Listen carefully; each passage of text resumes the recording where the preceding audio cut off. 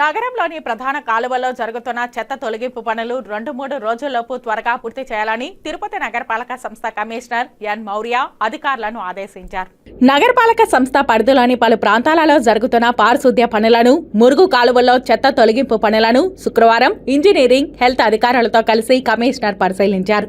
ఈ సందర్భంగా కమిషనర్ మౌర్య మాట్లాడుతూ ప్రధాన కాలువల్లో పేరుకుపోయిన చెత్త చెదారం తొలగించే పనులు వేగవంతం చేసి 2-3 రోజుల్లో పూర్తి చేసేలా అధికారులు చర్యలు తీసుకోవాలని అన్నారు. కాలువల్లో తొలగించిన చెత్త తదితరాలను ఎప్పటికప్పుడు తరలించాలని అన్నారు. వర్షాలు ప్రారంభమైతే కాలువల్లో ఎక్కడికక్కడ నీరు ఆగిపోయి రోడ్లపై నీరు వచ్చే అవకాశం ఎక్కువగా ఉందన్నారు.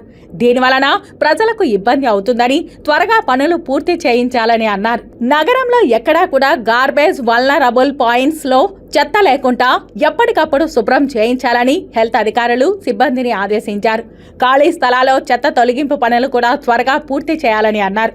కమిషనర్ వెంట సూపరింటెండెంట్ ఇంజనీర్ మోహన్, మున్సిపల్ ఇంజనీర్లు Chandrashekar, Venkataramireddy, DE Vijay Kumar Reddy, Mahesh, health officer doctor Yuva Anvesh Reddy, sanitary supervisor Sanjayya, Sumathi తదితరులు ఉన్నారు.